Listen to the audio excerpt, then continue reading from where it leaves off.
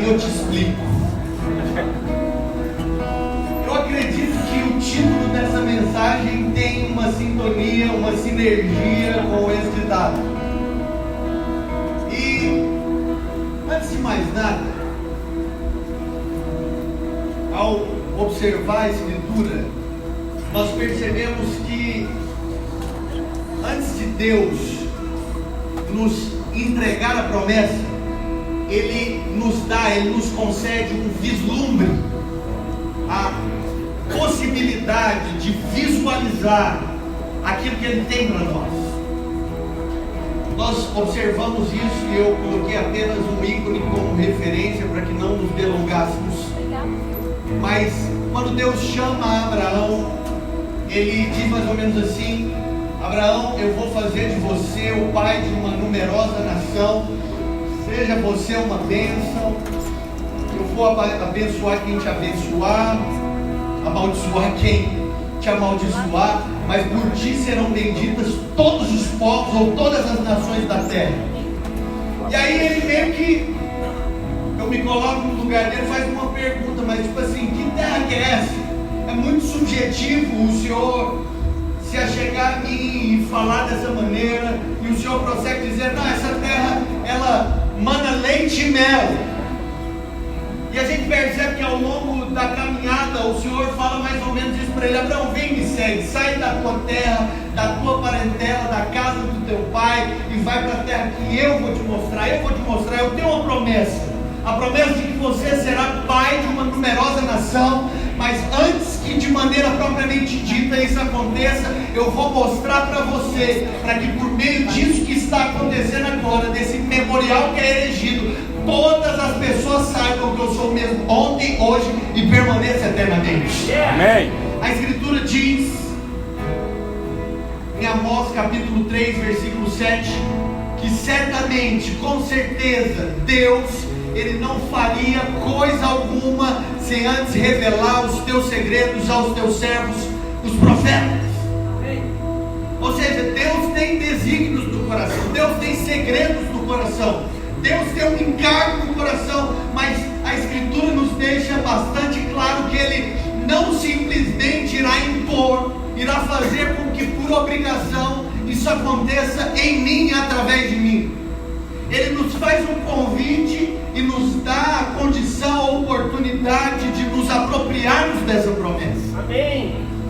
E partindo para os evangelhos, que é de onde nós vamos caminhar, nós observamos que no evangelho de Marcos, em específico no capítulo 16, e no evangelho de Mateus, em específico no capítulo 28, Jesus, ou melhor dizendo, os autores narram o mesmo episódio. Eles narram o prelúdio da ascensão de Cristo aos céus.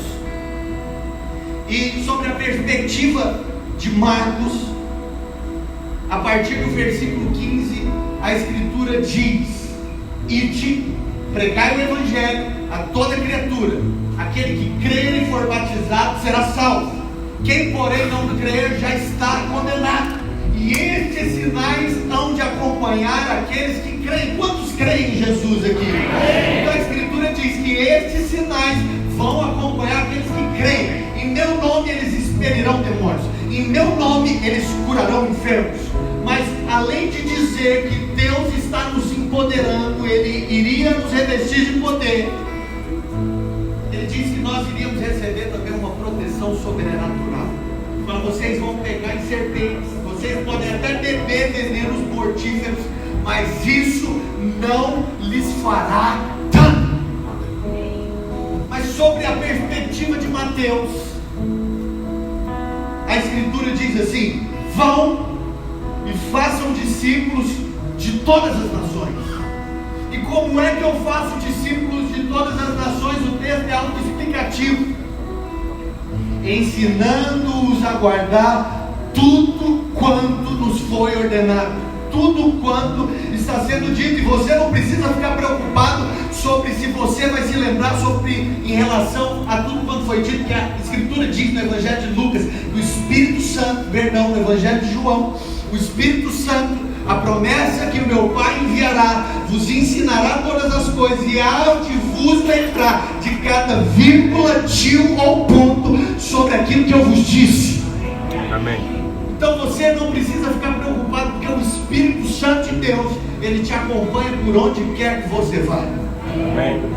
E aí você pode ficar se perguntando, mas isso é válido? Será que o que ele está dizendo faz sentido? Faz todo sentido. A teologia chama essa diversidade na unidade de idiosincrasia, que significa, no dito popular, como a personificação do sermão à luz sobre a ótica de cada autor. E é por esse motivo que antes de orar eu falei para vocês que o nosso Deus fala de maneira personificada, ele fala de maneira singular, ele respeita a maneira que você traduz ou interpreta. E eu não tinha planejado isso, mas eu me lembrei de algo aqui. Esses dias eu estava conversando com um pastor amigo meu, e ele falou que tinha ido ao barbeiro. E quando ele foi ao barbeiro, perguntou para ele: você é pastor, né? Ele respondeu: eu sou pastor. Ele falou: mano, eu tive uma experiência com Jesus. Ele falou: é mesmo? E como que foi essa experiência de Jesus? Aí ele conseguiu dizer: não, Jesus falou comigo, cara.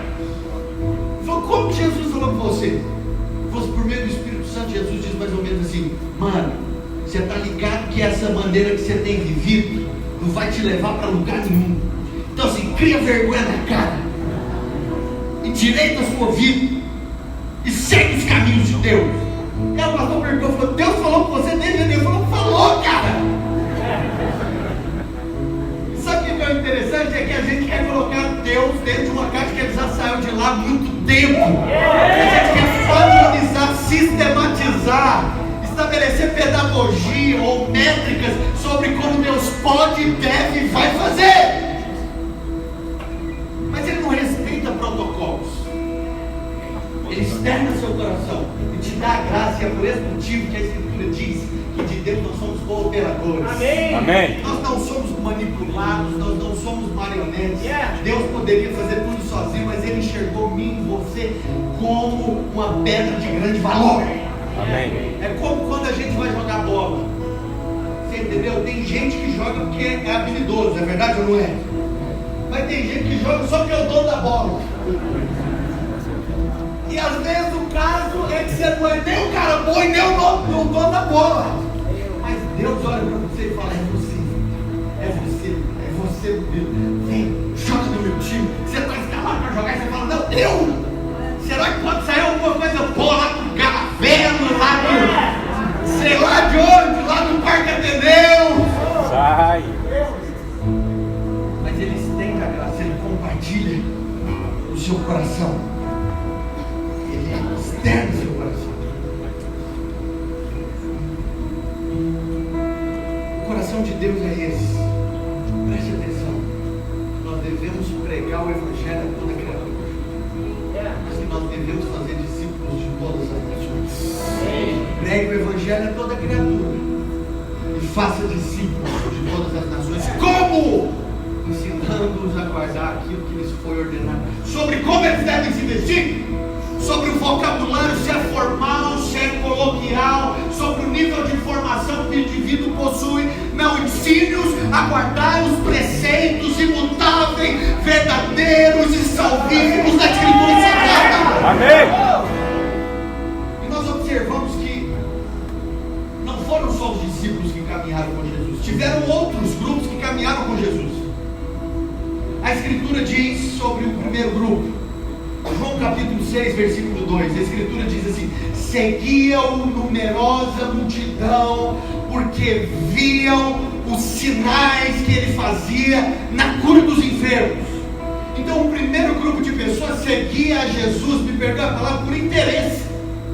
Jesus para eles nada mais era do que um astro, do que uma celebridade. E sabe qual que é o interessante?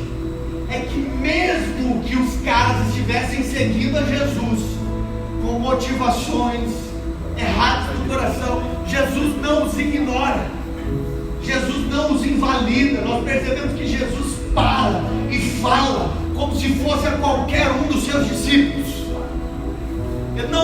para escanteio. Jesus é inclusivo e não exclusivo ou exclusivista. E nós percebemos o resultado é que eles não estão vinculados, esse grupo de pessoas, ao mover de Deus. Eles não querem a presença, eles não querem o mover. Eles estão atrás de correr em volta de trio elétrico. Eles correm atrás de autógrafo. Eles correm atrás de prestígio, de visibilidade. Eles correm atrás de reconhecimento. Eles acham que é por causa de bajulação que se cumpre o propósito.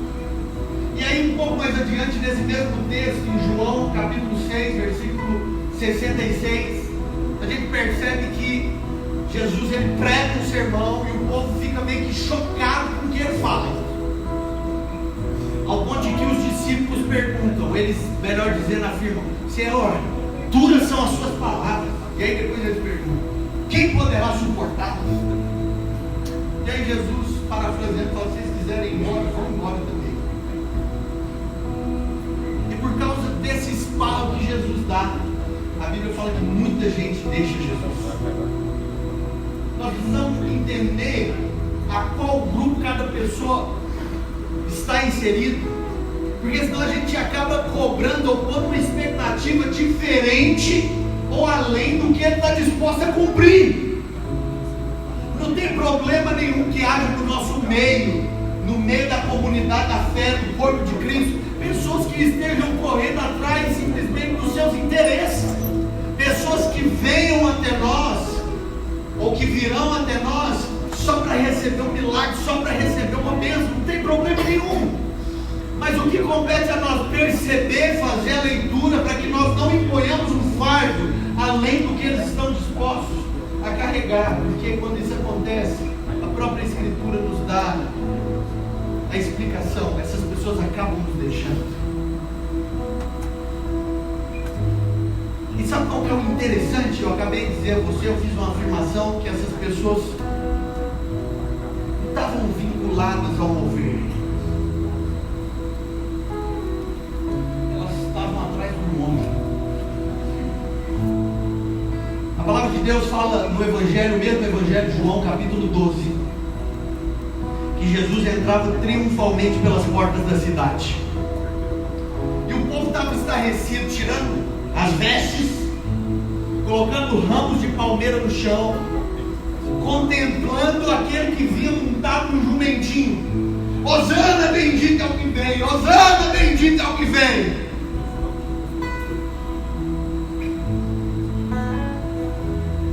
E aí, depois de ter rolado esse escarcéu todo, a Bíblia fala que Jesus, ele se isola e ele chora. Jesus chora em dois momentos. Chora, porque esse povo não reconheceu o tempo da sua visitação, o tempo da sua oportunidade. Chora, porque na verdade o povo estava aplaudindo demais, o povo estava fazendo barulho demais, mas na verdade eles não sabiam quem era Jesus. É esse mesmo povo sobre o qual Jesus fala, se refere quando ele interpela a Pedro, e melhor dizendo, em contexto mais amplo, aos discípulos. Ele pergunta: quem o povo, em Mateus capítulo 16, quem o povo está dizendo que eu sou? Então eles respondem assim: uns falam que o Senhor é Elias, outros falam que o Senhor é Jeremias ou algum dos profetas. Mas só os discípulos dão a resposta correta, alternativa A, B ou C. E Pedro exclama: tu és o Cristo, o Filho do Deus vivo. Os discípulos, eles conhecem, eles estão com o coração alinhado com o de Deus, mas a multidão, esse povo não sabe quem é Jesus. Ah, mas ele é um profeta, ele é um cara perigoso, eu tenho até medo de ficar perto dele e ele fazer uma leitura de raio-x e ele revelar todo o meu passado. Mas ele é o cara do sapatinho de fogo, ele manda cair fogo do céu. Vai pro inferno, expulsa demônio. Pois é, embora ele possua esses predicados, não é nenhum dos dois.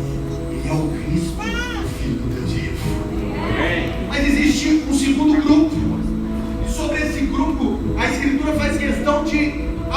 alguns detalhes. A Escritura menciona o nome deles. O primeiro grupo está correndo atrás de trielétrico, mas o segundo grupo é um grupo racional, é um grupo natural. Chegam na reunião e ficam avaliando.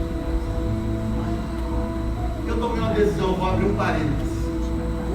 Quem está comigo no time de liderança da nossa igreja já ouviu e vai me ouvir dizendo isso até falar chega. Um grande homem de Deus certa vez disse o seguinte: quando você repete algo com uma constância significativa, das duas uma, ou que é muito importante porque faz sentido para você, ou que você está ficando velho. Eu não acredito que é o caso de estar ficando velho, embora também eu esteja. Mas você pode vir para a reunião de duas maneiras. Você vem aqui como um crente termômetro.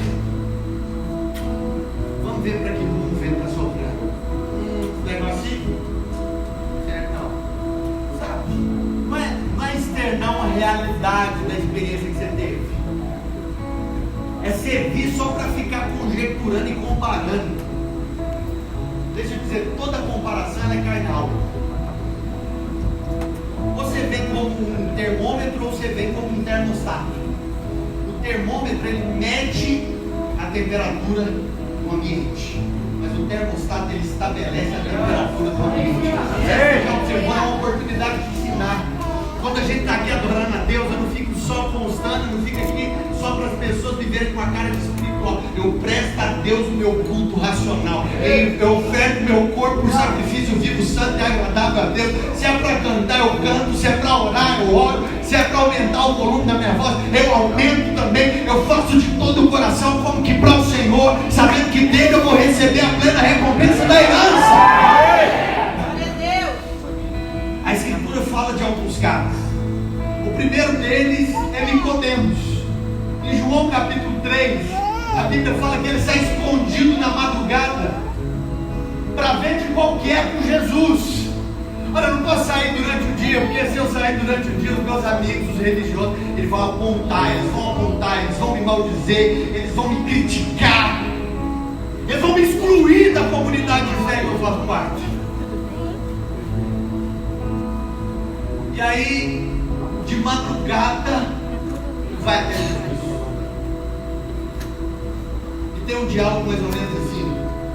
Jesus fala para ele: olha, meu filho, se você não nascer da água, você não pode ver o reino. Se você não tiver, porque muita gente fala: quem quer aceitar Jesus? A Bíblia nunca fala sobre aceitar Jesus, ela fala sobre nascer de novo. Se você não tiver uma experiência de nascimento, de novo nascimento, você não pode ver o reino. Aí o que o cara fala? Senhor, mas eu já sou homem velho. Ele é um cara racional, eu sou um homem velho. Como que eu posso voltar para a barriga da minha mãe?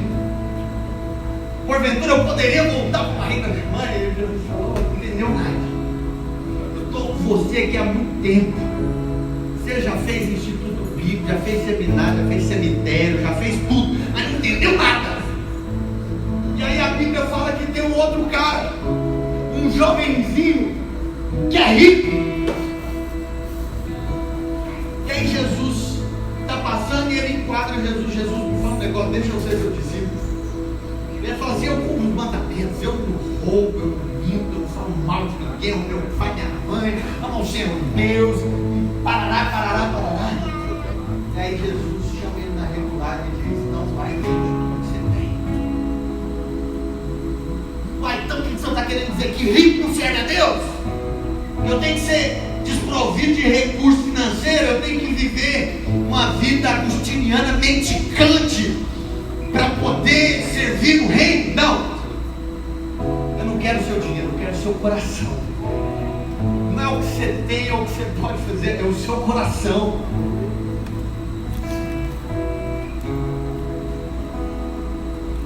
Mas eu apontei um outro indivíduo, e é João Batista. E a gente fica meio chocado porque João Batista foi o preparador de caminho de Jesus, né? Ele se vestia de peles de animais, comia mel silvestre, gafanhoto. Ele está lá e batiza Jesus, mas quando ele é encarcerado, pergunta lá. Ele é o Messias, enviado, ungido, ou a gente deve esperar por outro? Jesus responde: fala para João. Os cegos enxergam, os surdos ouvem, os aleijados andam, e aos pobres é anunciado o Evangelho do Reino de Deus. E bem-aventurado é quem não encontra em mim motivo de tropeço. Sabe o que é o X da questão? A palavra de Deus fala que o homem natural não entende as coisas do Espírito, porque as coisas do Espírito se discernem espiritualmente. Interessante que o apóstolo Paulo fala em 1 Coríntios o seguinte: que a loucura de Deus é mais sábia do que a sabedoria do homem. E Deus, parafraseando muito bem, poderia salvar o homem por meio da sabedoria, mas aprouve a Deus salvar os que creem pelo poder ou pela loucura da pregação. Bem-aventurados são aqueles que são suficientemente loucos de fazer a vontade de Deus. Não é o que eu estou sentindo, não é o que eu estou pensando, não importa o que vão falar, não importa o que vão pensar ao meu respeito, o que importa é o que Ele diz ao meu respeito. Eu sou o que a Bíblia diz que eu sou, eu tenho o que a Bíblia diz que eu tenho, e eu posso tudo aquilo que ela diz que eu posso fazer. Essa é a verdade. Você tem que tomar uma decisão. Que decisão? Sobre qual voz você vai ouvir. Você vai ouvir a voz dos que estão dizendo crucifica-o, ou você vai ouvir a voz daquele que está dizendo: tu és meu filho amado em que eu tenho minha alegria? Eu tomei uma decisão, eu decidi ouvir a voz daquele que diz que eu sou filho amado dele. Não há nada que eu e você possamos fazer que venha nos separar ou mudar a nossa posição. Nós estamos em Cristo. A nossa vida, como diz o apóstolo Paulo em Colossenses, está oculta em Deus, juntamente com Cristo Jesus. Mas existe um terceiro grupo. É o grupo que seguiu os preceitos do coração de Deus, são os discípulos. Deixa eu te fazer uma pergunta. Quem tem uma amiga que vai chegar que irmão? Quando você tem um amigo mais chegado que irmão, o que você faz? Você confidencializa certas coisas com ele, não é verdade? Você abre o coração. Com a minha esposa é desse jeito. Eu falo, abro o coração, enfim. Mas matrimônio talvez não seja a melhor aplicação. Vamos falar de uma amizade, de fraternidade. E quando você tem um amigo mais chegado que irmão e abre o coração, às vezes quando você fala algo, você faz uma recomendação em seguida. Mano, eu estou te falando isso aqui, mas por favor, não fala para ninguém não.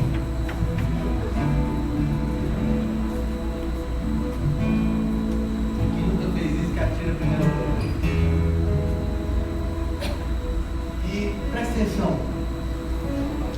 Jesus chama os discípulos, está no último momento dele na terra. Ele fala: eu vou abrir meu coração para vocês. Só que ao invés de pedir para que eles não falem, ele diz o contrário: vão, falem para o mundo inteiro ouvir. Falem para o mundo inteiro ouvir. Pregue o Evangelho em toda parte, em todo canto, e façam discípulos em todas as nações. Recentemente eu tive que tomar uma decisão muito séria. O Senhor falou algo no meu coração. A Escritura diz, Lucas capítulo 9, versículo 23, que aquele que não nega a si mesmo e toma a sua cruz não pode vir após mim, não é digno de mim. Em outras palavras, a Escritura está dizendo: é aquele que não nega a si mesmo, a sua própria vontade, a sua própria opinião, não pode ser meu discípulo. Muitas vezes a gente está diante de uma sinuca de bico, não é verdade? Você tem amigos mais chegados que irmãos. Você tem pessoas que você honra porque sabem que elas que emprestaram os ombros para que você pudesse alcançar certos patamares. Eu lembrei de uma frase, um trecho de uma música de rap, fala assim: onde o meu pé pisar, onde minha mente for, eu sempre vou lembrar, onde tudo for. Se tiver barco, eu vou brincar lá. Cadê Levanta, André.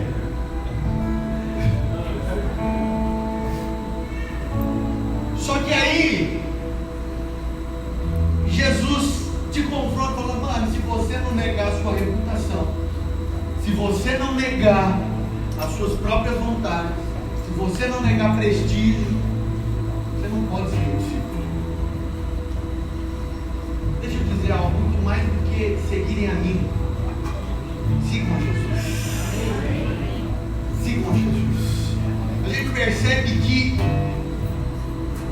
é para esse povo que Jesus abre o coração. A Bíblia fala que Jesus, ele fala por meio de parábolas, e o povo fica meio com a cabeça em parafuso, tipo assim: o que esse cara está falando? Ele tem a mente variante, ele não tem pensamentos concatenados. O semeador saiu a semear, a semente caiu em terreno sufocante, entre espinhos, entre pedras, em terreno seco. O que esse cara está falando? Mas é no individual dos discípulos. Jesus, o que é isso que ele fala?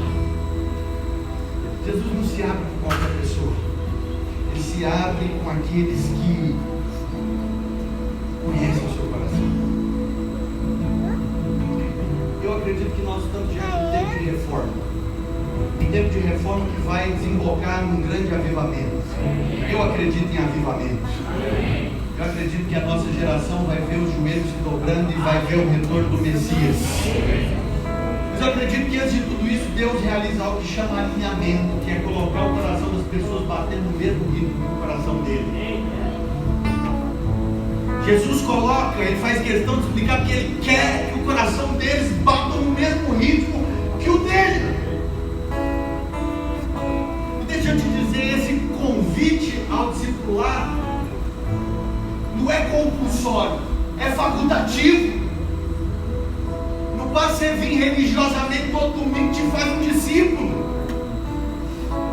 Ele está relacionado a uma apropriação, uma disposição do seu coração. Mas para que eu possa concluir, ele redunda em duas questões. A primeira delas, convite, aceitação, convite do discipulado de Jesus, e redunda em uma perda de controle. A Escritura diz no texto da pesca maravilhosa em Lucas capítulo 5 que eles já tinham passado a noite inteira pescando e eles não tinham pegado nada. Mas Jesus fala: olha, faze-te ao largo, vá para o profundo. E aí os caras tentam argumentar e o cara fala: vai para o profundo. E a Bíblia fala que quando eles jogam as redes, quase que o barco vai a pique, tamanha quantidade de peixes. Essa palavra faze-te ao largo, ela é traduzida como vá para o profundo. O profundo é o lugar onde você perde o controle, você sai da zona de segurança. Caminhar, olha, deixa eu te dizer algo. Caminhar com Jesus pode ser traduzido da seguinte maneira: o futuro, presta atenção, para nós, caminhar com Jesus não é uma questão de incerteza, é uma questão de desconhecido, porque eles sabiam quem era Jesus, eles só não haviam tido uma experiência dessa. Mas para que eles pudessem experimentar desse grande milagre, se fez necessário que eles abrissem mão. O pessoal do louvor pode vir.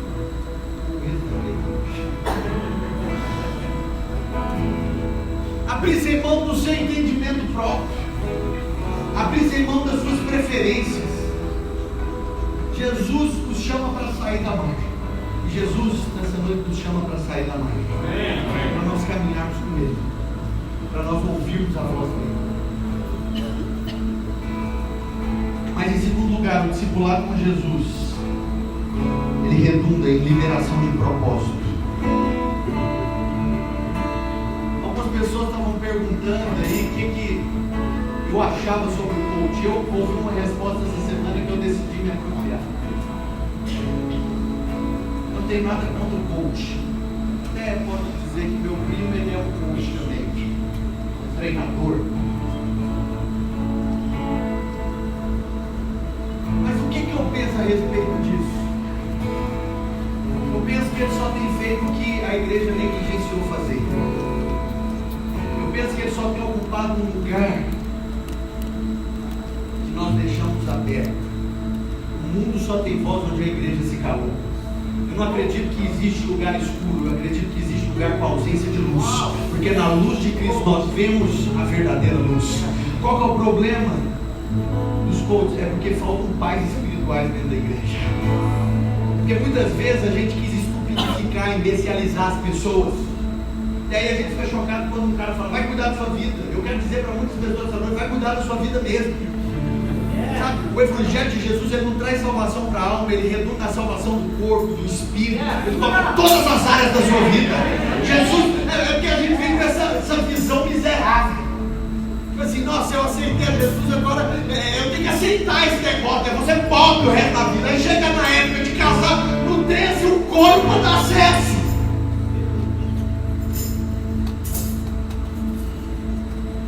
Vive pelo quê? Pela fé. A fé em Deus ou a fé na fé? O justo vai viver pela fé. A fé em quem? O Filho de Deus, que se entregou por mim. Mas é por esse motivo que eu vou levantar de madrugada, eu vou repousar à tarde. Não simplesmente na força do meu braço que eu vou adquirir riqueza, porque aos seus amados ele dá enquanto dorme. Eu vou fazer, mas eu vou fazer no descanso, sabendo que eu vou trabalhar, eu vou despender energia, mas é ele que vai produzir resultado. Eu vou fazer, mas ele que vai fazer. Eu retenho informação, conhecimento. Eu vou fazer uma prova, mas quem vai chancelar, me validar é ele. Então minha opinião sobre o coach é isso. E a escritura diz em Lucas capítulo 5 que os discípulos, diante desse discipulado orgânico, Jesus não ignora as questúmpulas, os seus problemas, suas pitimbas aí, ele te aceita do jeito que você é. Cá entre nós, quando Jesus chama esses 12 para caminhar com ele, o que eles tinham para oferecer para Jesus? Não tinham nada, não tinha nada. Mas mesmo diante disso, eu vou citar o apóstolo Paulo e falar, porque embora o nada para mim fosse tudo o que eu tinha, eu considerei tudo como refúgio, eu considerei tudo como perda, para ser achado nele. E aquilo que era muito para mim se tornou pouco.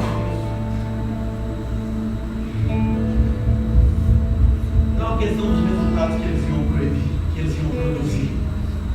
Era sobre o que eles significavam para Jesus. Não é uma questão de rendimento, é uma questão de significado. Faz sentido para vocês? E é por esse coração que Jesus pega um cara igual César, Simão, significa vara verde, faz dele pedra de edificação. Você é a vara verde, mas agora você é pedra, e sobre essa pedra eu vou edificar a minha igreja.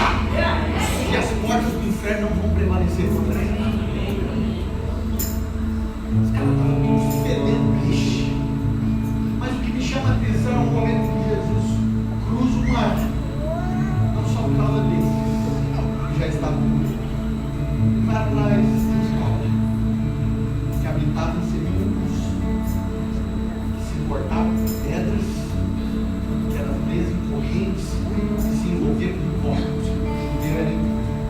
Jesus quebra o paradigma da religião, quebra as métricas da religião. Fala, uma vida vale mais que o mundo inteiro. Você vai cruzar uma cadê esse cara? Douglas? Ai, não é possível. Por causa dele. Não só por causa de vocês, é por causa dele também. É por causa dele também. Eu quero te convidar a ficar de pé. Mas a gente não vai perder esse ambiente. Eu tenho poucas palavras para dizer aqui. Eu não sei se você sabe. Eu não sei se você sabe. Mas a aspiração do judeu era por se tornar rabino. A partir dos 6 anos de idade, ele iniciava sua formação pedagógica. Ele percebe que no primeiro estágio da formação, que era chamado de Bet Midrash, ele tinha que aprender toda a Torá. Toda a Torá. Se ele aprendesse a Torá, depois 5 primeiros livros da Bíblia, o Pentateuco, ele poderia prosseguir na formação aprender a profissão do pai. Os que passavam eram introduzidos em um segundo nível de formação, Bet Talmud. No Bet Talmud eles tinham que aprender todo o restante do Antigo Testamento. Os que eram reprovados seguiam o mesmo rumo, mas os que eram aprovados iam para um terceiro estágio chamado Bet Shefer. E eles iam morar com seus rabinos para aprenderem as tradições judaicas, as métricas da religião. Os caras que caminharam com Jesus, você pode ver que um era cobrador de impostos, os outros eram pescadores, uns estavam pescando, outros consertando a rede. Mas sabe o que é mais interessante? É que o cara sabia que tinha passado através de um dizer do rabino, do mestre. Ele virava para o indivíduo e dizia: Marcos, vem me segue. Vem me segue. Eles deveriam ouvir isso na infância.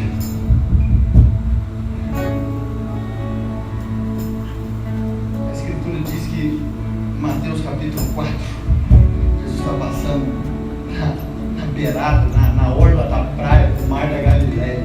Ele vê um cara lá jogando a rede, falando: você é frágil, você é incapaz, você foi reprovado pelos homens, você foi pedra de tropeço, para mim você é pedra de grande valor. Vem me segue. Que? Te seguir? Será que eu ainda tenho idade para isso? Essa é uma pergunta que você faz. Será que eu tenho idade para seguir Jesus? Só tem menino novo nessa igreja aqui. Fala, vem me segue. É verdade, nós ainda estamos nas fraldas. Vem me segue. Mas a palavra de Deus fala que ele encontra um camarada que eu citei ainda há pouco, um jovem rico. E fala para ele: não, você tem que vender o que você tem para me seguir. Aí você fala: não, para seguir Jesus eu tenho que abrir mão de muita coisa. Pode ser que sim, pode ser que não, mas pode ser que essa seja a sua questão.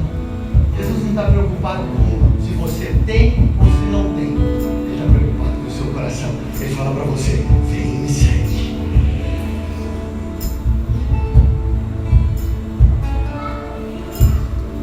Mas a Escritura nos mostra também que existiram pessoas que tiveram que fazer renúncias muito altas, tiveram que abrir mão da glória, tiveram que abrir mão do prestígio, da visibilidade. Eu quero contar uma história para terminar. Conta-se que dois jovens moravianos, estavam na flor de idade, se prontificaram a serem a resposta de uma geração. 100 anos eles investiram para clamar por um avivamento.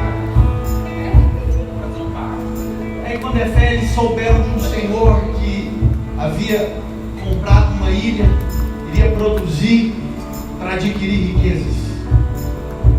Aí eles pensaram: não, é a nossa oportunidade, vamos para lá, é lá que tem, que vai rolar um mover. E os familiares falaram: não, vocês estão tomando, é aqui. Não, estou percebendo, é lá. Eles foram, resolveram vir. Quando eles estão dentro do barco, o povo começa a falar: volta, ainda dá tempo, ainda tem chance. Fique em casa. Mas eles levantam as mãos e mesmo diante daquilo que parecia lucro, eles fazem tudo perda. E dizem que o Cordeiro recebe a recompensa por nossos sacrifícios. Não sei qual é a condição que você se encontra, mas eu quero te dizer que Jesus é o mesmo ontem, hoje e permanece eternamente. Ele chama você nessa noite: vem me segue, vem me segue. Eu gostaria que você fechasse seus olhos. Eu gostaria que você começasse a falar com o Senhor. Você nesse lugar, para que Ele também ministrasse vida ao seu coração. Espírito Santo de Deus, eu sei que o Senhor está aqui nessa noite chamando pessoas, não ao ministério, não à profissão,